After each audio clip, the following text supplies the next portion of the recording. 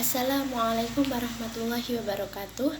Kami mahasiswa dari Institut Agama Islam Al-Qadiri, Fakultas Tarbiyah, Prodi Pendidikan Agama Islam semester 4C kelompok 9. Nah, baik, video ini dibuat untuk memenuhi tugas dalam mata kuliah perbandingan pendidikan dengan dosen pengampu Bapak Fikri Farihin MPDI, dan kami di sini dari kelompok 9 yang terdiri dari 3 anggota kelompok yang masing-masing bekerja sama dalam memenuhi tugas dengan 3 poin materi, yaitu yang pertama ada latar belakang negara Singapura, yang kedua kebijakan pendidikan di Singapura, yang ketiga teori dan praktek. Baik, langsung saja di sini saya akan menjelaskan tentang latar belakang negara Singapura. Nah, Singapura itu merupakan salah satu negara termaju di kawasan Asia Tenggara dan bisa mengalahkan saudara-saudara tuanya di kawasan Semenanjung Melayu. Nah, hal tersebut terjadi karena kemajuan sistem pendidikannya. Singapura itu sebagai negara yang dianggap paling maju di Asia Tenggara, hanya memiliki jarak kurang lebih 40 km dari barat ke timur. Kalau dihitung dengan jumlah penduduk, maka negara Singapura yang kurang lebih ada 5 juta jiwa. Nah, jumlah penduduk yang sedikit dan jarak wilayah yang relatif kecil untuk ukuran sebuah negara bukan menjadi suatu alasan untuk tidak maju. Nah, negara Singapura ini memulai pembangunan kekuatan dasarnya dengan modal pendidikan. Selain hal tersebut, Singapura terletak di persimpangan Asia. Di tengah bisingnya kesibukan kota kosmopolitan, Singapura bukan lagi sekedar negara tujuan wisata favorit.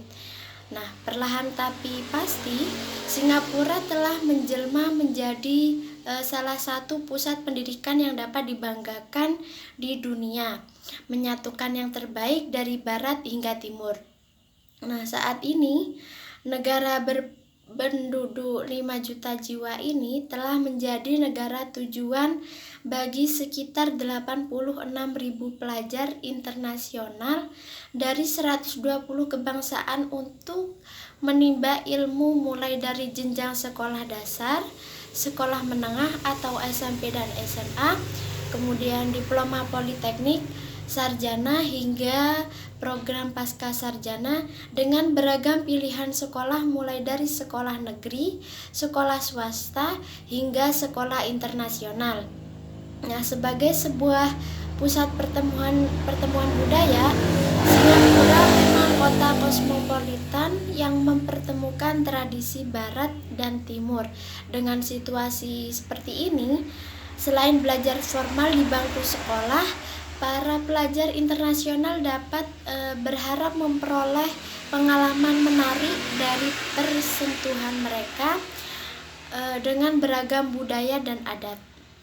Baik, cukup sekian penyampaian materi dari saya. Untuk yang selanjutnya yaitu Mahtumatus Solehah, kepadanya dipersilakan. Bismillahirrahmanirrahim. Assalamualaikum warahmatullahi wabarakatuh. Nama saya Mahtumatus Solehah. Di sini saya akan melanjutkan presentasi dari Mbak Ana, yaitu tentang kebijakan pendidikan di Singapura. Sistem pendidikan di Singapura berdasarkan pada pemikiran bahwa setiap siswa memiliki bakat dan minat yang unik. Singapura memakai pendekatan yang fleksibel untuk membantu perkembangan potensi para siswa. Keunggulan sistem pendidikan di Singapura terletak pada kebijakan dua bahasa, yaitu bahasa Inggris atau Melayu, Mandarin atau Tamil, dan kurikulumnya yang lengkap di mana inovasi dan semangat kewirausahaan menjadi hal yang sangat diutamakan. Sistem pendidikan di Singapura terdiri dari 4 lembaga utama, yaitu yang pertama, pemerintahan. Sekolah yang didanai oleh pemerintah atau independen untuk tingkat sekolah dasar dan menengah. Yang kedua yaitu universitas lokal, pendidikan politeknik dan lembaga teknik untuk pasca pendidikan tingkat menengah. Yang ketiga yaitu sekolah swasta untuk pendidikan tingkat dasar dan menengah. Kemudian yang terakhir yaitu sekolah dengan sistem dari luar negeri dan sekolah asing internasional. Selanjutnya yaitu macam-macam urutan pendidikan yang ada di negara Singapura. Yang pertama yaitu pendidikan prasekolah. Pendidikan prasekolah diselenggarakan oleh Taman Kanak-kanak dan Pusat Perawatan Anak, yaitu kalau di Indonesia bisa dikatakan dimulai dari RA, kemudian TK, itu pendidikan prasekolah di negara Singapura, yaitu terdiri dari program 3 tahun untuk anak usia 3 sampai 6 tahun. Kemudian selanjutnya yaitu sekolah dasar. Yang kedua yaitu sekolah dasar. Sama kayak di Indonesia atau SD, MI itu sama-sama menempuh selama 6 tahun. Indonesia sama Singapura itu sama-sama menempuh 6 tahun. Jadi terdiri dari 4 tahun tahap dasar pertama, yaitu mulai dari kelas 1 sampai kelas 4. Dan tahap orientasi itu dimulai dari kelas 5 sampai kelas 6. Selanjutnya yaitu sekolah yang berkelanjutan. Di Singapura terdiri dari sekolah dengan dana pemerintah, bantuan pemerintah atau biaya sendiri. Para siswa melaksanakan pendidikan lanjutan selama 4 atau 5 tahun melalui program spesial, cepat ataupun normal. Kemudian yang keempat yaitu institusi kesenian swasta. Saat ini ada 2 institusi kesenian swasta di Singapura yang menawarkan pendidikan kesenian selepas sekolah menengah. Kedua institusi kesenian tersebut bersifat non-profit, merupakan institusi pendidikan swasta dan dikelola secara mandiri dengan bantuan dana dari Departemen Pendidikan Singapura dalam bentuk pendanaan di tingkat politeknik untuk program diploma tertentu. Kemudian yang terakhir, yaitu sekolah swasta. Di Singapura, beragam variasi sekolah swasta menawarkan berbagai jenis jurusan yang menambah keanekaragaman pandangan pendidikan antar bangsa. Ada lebih dari 300 sekolah swasta komersial jurusan teknologi informasi, seni, dan bahasa. Sekolah swasta komersial dan sekolah khusus ini menawarkan jurusan yang banyak diminati siswa lokal dan internasional. Sekolah-sekolah swasta menawarkan beragam jurusan dari mulai sertifikat, diploma, sarjana, sampai dengan pasca sarjana. Melalui hubungan kerjasama dengan universitas internasional yang terkenal dari Amerika Serikat, Inggris, Australia, dan lainnya. Sekolah-sekolah swasta ini menawarkan kepada para siswa kesempatan untuk mendapatkan sertifikat internasional di lingkungan yang dekat dan terjangkau. Setiap sekolah swasta mengadakan sistem pendaftaran sendiri-sendiri. Sekian dari saya. Terima kasih. Wassalamualaikum warahmatullahi wabarakatuh. Baik, itulah tadi penyampaian dari Matu Sholehah. Untuk yang selanjutnya yaitu akan disampaikan oleh Bu Nurdiana Khalidah. Kepadanya dipersilakan. Assalamualaikum warahmatullahi wabarakatuh. Baiklah, di sini saya akan melanjutkan presentasi dari teman-teman yang sebelumnya, dan di sini saya akan menjelaskan tentang tujuan pendidikan di Singapura. pendidikan mengerucut pada visi dan misi pendidikan tersebut. Visi dari pendidikan di Singapura yaitu memberikan kesempatan bagi para pelajar untuk merasakan aturan sistem pendidikan di Singapura yang selalu meletakkan keunggulan dan menempatkan diri sebagai bagian dari komunitas dunia. Nah, di sini biaya kuliah di Singapura untuk siswa internasional bervariasi dan bergantung pada program studi mereka. Daftar universitas di Singapura antara lain yaitu MDIS, kemudian PSB, ada lagi James Cook University, Kaplan, TMC, Raffles Design Institute, dan lain-lain sebagainya, yang selalu mencetak lulusan terbaik dengan gelar yang diakui secara internasional. Situ. Daftar universitas di Singapura tidak hanya beberapa universitas di atas saja, namun masih banyak yang lainnya. Masih banyak juga berbagai macam lembaga asing yang lebih terkemuka, baik yang mendirikan kampusnya maupun yang berkolaborasi dengan universitas asing di Singapura tersebut. Seperti itu. Kemudian kurikulum. Nah, untuk kurikulum pada tahap sekolah taman kanak-kanak menyelenggarakan 2 sesi sehari dengan tiap sesi pelatihan dari 2,5 sampai 4 jam gitu. 5 hari setiap minggunya. Jadi 5 hari saja untuk setiap minggunya. Untuk jamnya sudah saya sebutkan tadi, yaitu 2,5 jam sampai 4 jam, seperti itu.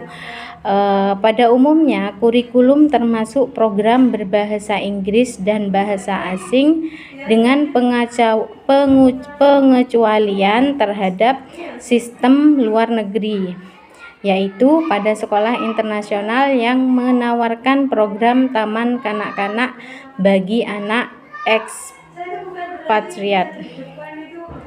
Nah, kemudian pada tahap dasar, kurikulum inti terdiri dari pengajaran bahasa Inggris, bahasa daerah, dan matematika dengan mata pelajaran tambahan seperti musik, misalkan kesenian, dan kerajinan tangan. Untuk pendidikan fisik dan pembelajaran sosial, ilmu pengetahuan sudah diajarkan sejak kelas 3 sekolah dasar. Kemudian kurikulum perilaku. Nah, di sana juga terdapat kurikulum pendidikan lanjutan yang mencakup bahasa Inggris, bahasa daerah, matematika, ilmu pengetahuan, dan kemanusiaan. Pada tingkat lanjutan ketiga, siswa dapat memilih pilihan mereka sendiri tergantung apakah mereka jurusan seni, ilmu pengetahuan, perniagaan, atau teknik terapan. Kemudian kurikulum pada sekolah lanjutan di Singapura dikenal di seluruh dunia atas kemampuannya untuk mengembangkan siswa melalui pemikiran yang kritis dan keterampilan intelektual. Nah, di sini sedangkan jika kita berbicara soal silabus dan kurikulum, Departemen Pendidikan di Singapura setiap kali bekerja untuk melakukan evaluasi. Setiap perkembangan baru selalu disisipkan pada silabus baru. Jadi itulah pendidikan di Singapura, bukan sekedar menyediakan sarana dan prasarana yang memadai, akan tetapi mereka juga selalu mengupdate dari tahun ke tahun, seperti itu. Nah, kemudian di sini saya akan menjelaskan tentang metode yang dimiliki oleh Singapura, yaitu metode pembelajaran bertaraf internasional, instruktur pendidikan canggih, serta atmosfer belajar nyaman tengah keharmonisan multibudaya masyarakat. Pada peserta didik di Singapura juga dipersiapkan secara dini menjadi warga global yang berdaya saing yang tinggi. Jadi benar-benar persaingannya di situ tinggi. Untuk belajar di Singapura, pembelajar membutuhkan persiapan yang sangat matang. Jadi benar-benar harus siap dan matang untuk ingin menjadi pelajar di Singapura. Seperti itu. Kemudian saya lanjutkan evaluasi. Nah, evaluasi yang terdapat pada pendidikan di Singapura tidak berbeda dengan pendidikan di Indonesia, yaitu mengadakan evaluasi berbentuk ujian nasional. Dalam pendidikan Singapura tidak menentukan kelulusan seseorang, karena menurut pemerintahnya setiap orang yang punya kesempatan sama untuk melanjutkan pendidikan. Jadi untuk pelajar yang sudah duduk di kelas 4 ekspres ataupun di kelas 5 normal akademik sudah harus mengikuti 0 level tes untuk lulus dari secondary school. Dalam 0 level tes ada 7 pelajaran yang harus diikuti, diantaranya 5 mata pelajaran pokok dan 2 mata pelajaran pilihan. Kelima pelajaran pokok tersebut adalah English Mother Tongue, Matematika, IPA, Biologi, Kimia, Fisika. Sedangkan kayak IPS diantaranya seperti sejarah, sosiologi, geografi, serta 2 macam pelajaran pilihan dari Food and Nutrition, IT, dan Design and Technology. Semua pelajaran tersebut mempunyai nilai minimum. Bagi siswa yang tidak mendapatkan nilai minimum tetap lulus, akan tetapi ijazah mereka ada nilai merah. Nah, seperti itu. Jika mereka tidak ingin ada nilai merahnya dalam ijazah, maka mereka boleh mengulangi 1 tahun di kelas yang sama. Setelah secondary school masih ada 1 lagi jenjang sebelum mereka masuk ke universitas, yaitu Centralis Institute atau Junior College, atau bisa disebut dengan tertiary education, persiapan menuju tingkat universitas. Nah, akan tetapi untuk mereka yang memiliki nilai bagus atau memiliki poin 1 sampai 14 bisa langsung ke junior college yang lamanya 2 tahun, seperti itu. Jika mereka tidak memiliki nilai dari poin yang disebutkan itu, maka mereka melanjutkan ke Centralis Institute yang waktunya lebih lama, yakni 3 tahun. Itu. Kemudian mereka juga harus melewati ujian nasional yang diberikan lebih sulit karena sudah masuk universitas, seperti itu. Dengan banyaknya tes yang harus dilewati, tentunya universitas di Singapura bisa mendapatkan calon mahasiswa yang berkualitas, seperti itu. Kemudian karena penyaringan mahasiswanya secara tidak langsung dilakukan melewati sejumlah tes tersebut. Jadi tidak langsung, jadi ada tingkatan-tingkatannya, seperti itu. Jadi memang sudah tertata di sana, seperti itu. Mungkin hanya ini yang bisa saya sampaikan. Wabillahi taufik wal hidayah. Wassalamualaikum warahmatullahi wabarakatuh. Baik, terima kasih atas penyampaiannya. Kami cukupkan sekian. untuk penyampaian pemateri hari ini. Mungkin dari video ini ada perkataan yang salah ataupun kurang jelas. Kami mohon maaf yang sebesar-besarnya dan semoga video ini menjadi bermanfaat bagi kita semua. Saya akhiri. Assalamualaikum warahmatullahi wabarakatuh.